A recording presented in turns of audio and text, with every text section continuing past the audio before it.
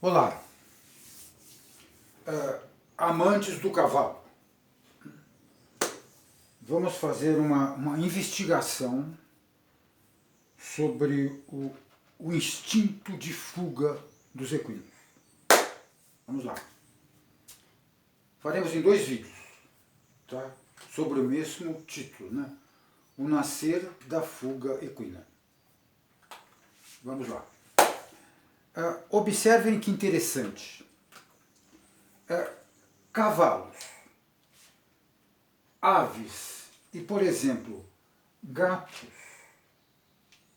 têm a mesma sensorialidade primária. Os três têm a visão e a audição atraídas para o detalhe, para o mínimo, para a parte e não para o todo, para a parte. Os três. Não sei se vocês concordam, né? Tá? Os três, eles têm o tato suave. A ave, inclusive, tem penas para não ser tocada na pele, né?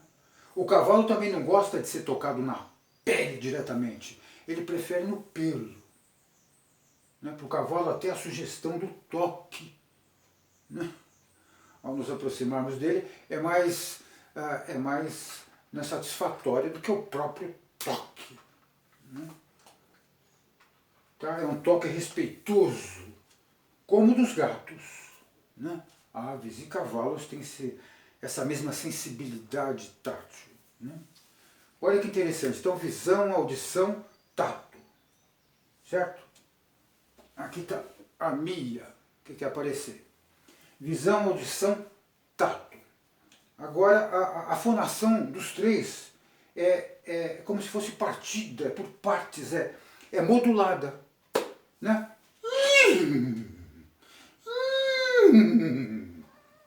Tá? O miado do gato também é modulado. O gato modula. Miau, miau, né? Olha, a outra lilica também está aqui, ó. Está querendo miar. Tá? E a ave também não precisamos nem falar. O canto dos pássaros, né, das aves, é uma modulação completa. Tá? Né? Então a gente hoje não estamos para imitar muito o canto dos pássaros, das aves. Tá? Então, mas essa outra característica fonatória, olha bem, visão, audição, percepção tátil,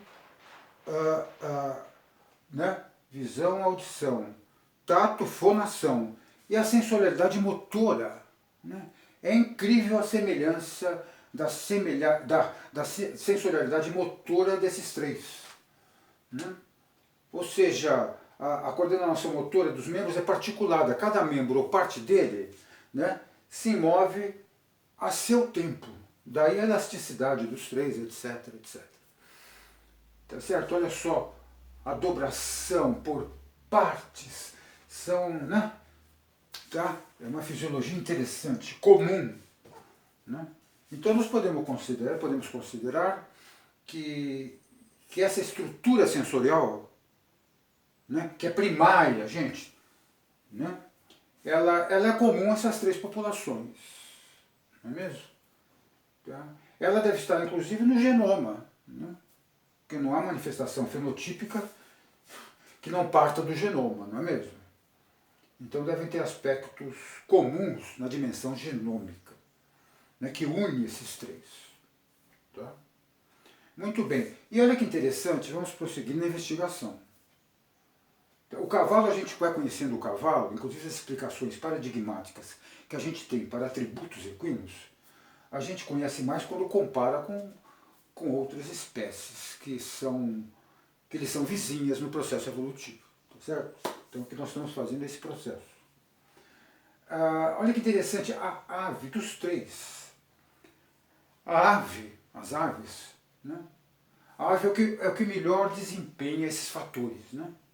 Por exemplo, em relação ao tato suave, tá, ela tem pena, né, para proteger a pele. Né? A pena não é só para voar, é para proteger a pele também. Né? certo? Tá certo? Tá, ela dobra de um jeito, a dobração, dobramento, né, dos membros é acentuadíssimo, certo? Então, né, a modulação, os sons das aves, dos pássaros, tá? Então ela é o que melhor desempenha esses fatores, apesar de todos serem comuns também a felinos e a equinos, certo? Então nós vamos tomar a ave como paradigma dessa sensorialidade. Olha a ave, está aqui, tá junto com o cavalo, com o gato, tá? É o paradigma. E vamos fazer uma observação agora em relação a esse evento que está aqui, gente. Isso aqui é uma árvore da sensorialidade primária, né? Tem um tronco, a raiz, o tronco, e depois os ramos.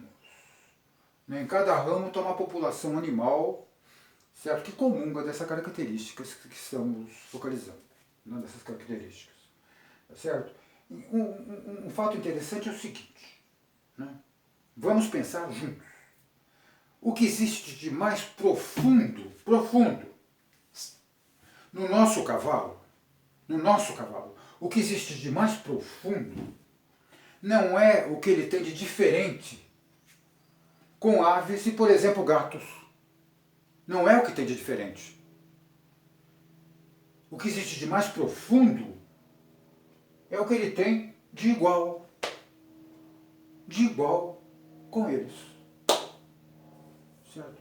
E, em especial com a ave, que é o paradigma. Né? Então, se nós queremos conhecer um pouquinho da profundeza do instinto equino, daqueles desejos primários que ele tem, inatos, a gente precisa ir, né, até o mais profundo, por exemplo, da ave. E também do gato. Né? Vamos da ave, que a ave é mais... né? Essas caracteres são mais potentes nela. Tá? Então, o desejo instintivo mais profundo da ave é o desejo instintivo mais profundo do gato e do cavalo. Do nosso cavalo, olha bem, gente. A gente precisa despersonalizar um pouco, sair do ego equino, né, e fazê-lo participar em comunidade com os outros egos, para nós descermos e conhecermos essa árvore. Né? Então, o que existe de mais profundo no instinto da ave? É justamente o se afastar da materialidade, né? Dos elementos, dos personagens que compõem o ambiente. Ela se afasta, né? Ela se distancia, ela voa. Tá certo? Ela voa. Olha que interessante. Daí entramos na mitologia, mas isso aqui não tem nada a ver com mitologia. Nós estamos... A finalidade última é o genoma. Então, não tem nada com mitologia, apesar de... Tá certo? Então, na profundeza do instinto equino está o desejo de sair do solo. Por isso que o casco dele foi se modificando ao longo do processo evolutivo. Tá? Tem coisa atrás disso. Né? Então, ele sai do solo. É o desejo que ele tem, se afastar dos elementos do ambiente. Tá? Esse é o nascer do instinto de fuga equino. Né? É a tendência inata de afastar mesmo dos elementos, né? No primeiro contato. Tá? Né? Esse é um fato biológico, gente. É um fato biológico que permitiu aos cavalos, né, à medida que eles foram sendo predados, né, incrementarem essa característica que é a fuga. Certo? Mas a fuga só foi possível porque existe embaixo o inato. Tá? Esse desejo realmente de se afastar dos elementos. A gente sabe, quando a gente se aproxima de um cavalo, tem que tomar cuidado, tem aquela tremidinha de pele, não é assim, vai chegando. Inclusive nas domas mais recentes, né, humanitárias, né, o cavalo é ele que diz quanto nós vamos, né, tocá-lo. Tá certo? Entendeu? Então, essa daqui é o fator inato que nós estamos falando, biológico, é uma caixa preta que tem aqui. Se não fosse esse fator biológico, tá? Não seria possível a predação exercer uma influência tão grande. Ela é importante, é lógico.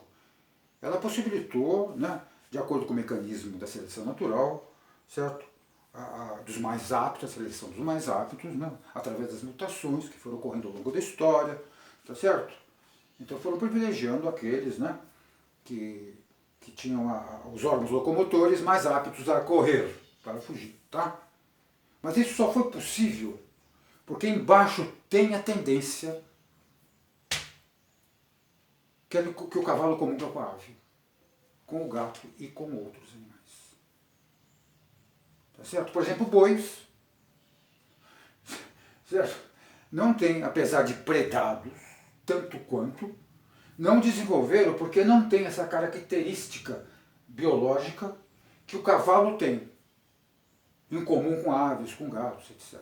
O boi é outro ramo, né? No site cavalorístico.com.br vocês têm o outro ramo, tá? Mas isso é determinante, o fator determinante que torna possível a ação da predação, nesse aspecto, é o fator biológico. Tá joia?